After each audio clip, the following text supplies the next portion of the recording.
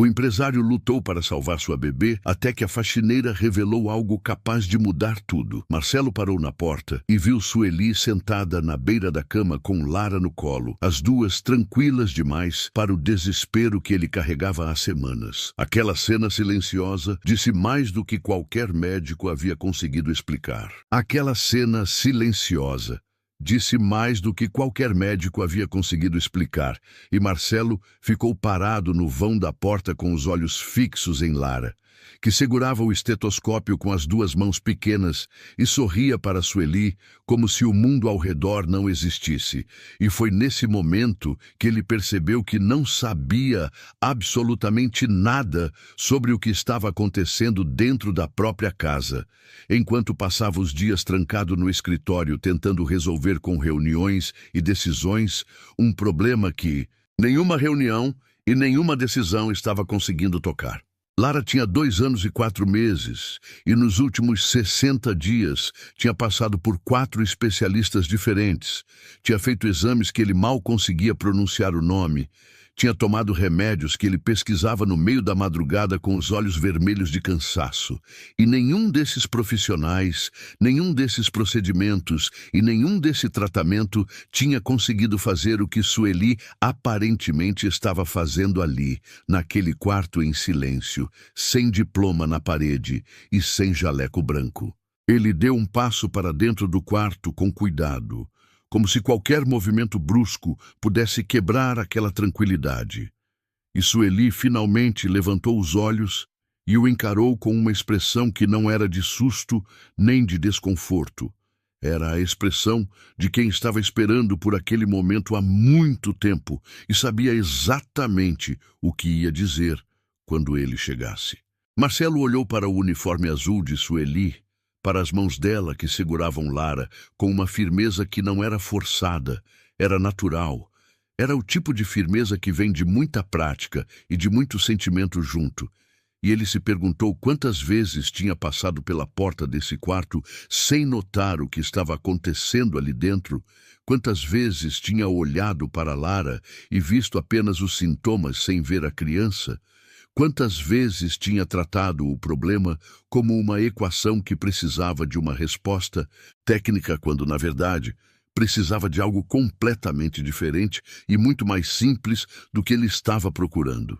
Havia uma rotina que ele tinha construído nos últimos 2 meses que parecia eficiente no papel, mas que na prática não estava chegando até Lara de nenhuma forma. Ele saía às 7 da manhã. Deixava a agenda do dia com a equipe de cuidados que havia montado.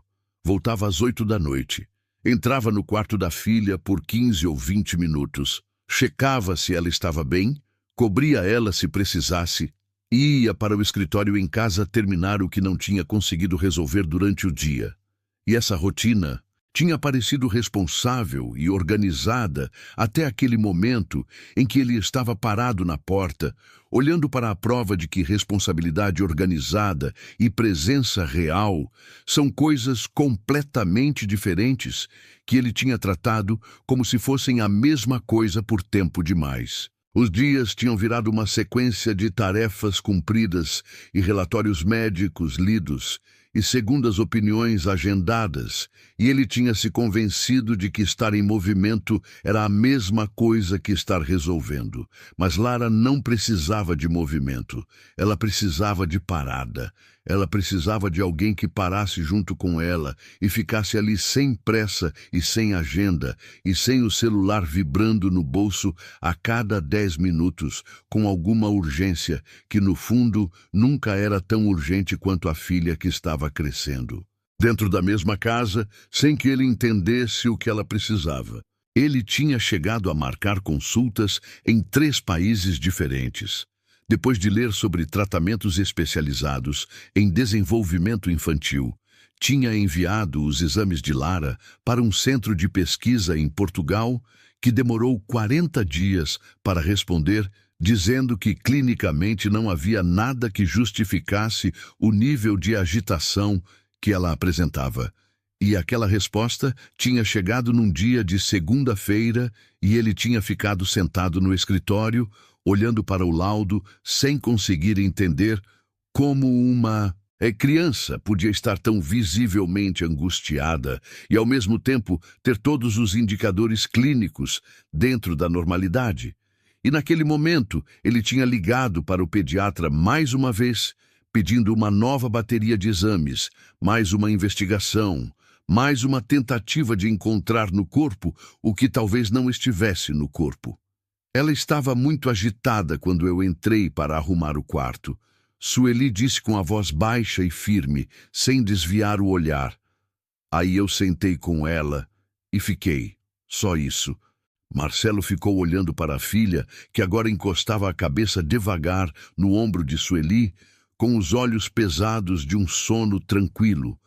O tipo de sono que Lara não tinha há semanas, e sentiu o peso de tudo que ele tinha tentado e que não tinha funcionado pousar sobre ele de uma vez só. Porque ele tinha tentado muito, tinha reorganizado a rotina inteira da casa, tinha contratado uma enfermeira particular que pediu dispensa depois de 3 semanas, dizendo que Lara não aceitava ninguém próximo. Tinha ido pessoalmente a São Paulo buscar um especialista com lista de espera de 6 meses, que no final disse que Lara estava clinicamente saudável, mas emocionalmente retraída. E a palavra retraída tinha ficado na cabeça de Marcelo como algo que ele não sabia como resolver, porque não era uma meta para bater, nem um contrato para assinar. Ele tinha chegado a contratar uma psicóloga infantil que atendia 3 vezes por semana dentro de casa. Tinha comprado todos os brinquedos que a profissional recomendou. Tinha lido cada livro sobre desenvolvimento emocional infantil que o assistente dele conseguiu encontrar. Tinha reformado o quarto inteiro, achando que o ambiente estava causando a agitação. Tinha trocado a iluminação, trocado a cama, trocado os móveis. E mesmo assim, Lara continuava acordando agitada, continuava recusando comida. Em certos momentos do dia, continuava olhando para a porta do quarto como se estivesse esperando por alguém que nunca chegava. E Marcelo não entendia quem era essa pessoa, porque ele estava ali todos os dias, tentando com tudo que tinha, sem parar. Tinha noites em que ele ficava sentado no corredor do lado de fora do quarto dela, ouvindo o monitor de áudio para ter certeza de que ela estava bem. Tinha noites em que ele ligava para o pediatra às 11 da noite por causa de um choro que durava mais do que ele achava normal. Tinha noites em que ele simplesmente ficava parado no vão da porta, olhando para ela dormir e desejando em silêncio que ela ficasse bem. E em nenhuma dessas noites ele tinha percebido que o problema não era noturno. O problema acontecia durante o dia, nas horas em que ele não estava, nas horas em que a casa ficava entregue a pessoas que estavam ali profissionalmente, mas não estavam ali de verdade. E essa diferença era tudo. Era exatamente tudo o que estava faltando e que ele não tinha conseguido ver porque estava dentro do problema sem distância suficiente para enxergar o que estava na superfície. Tinha uma tarde específica que voltou para ele naquele momento com uma clareza que ele não esperava.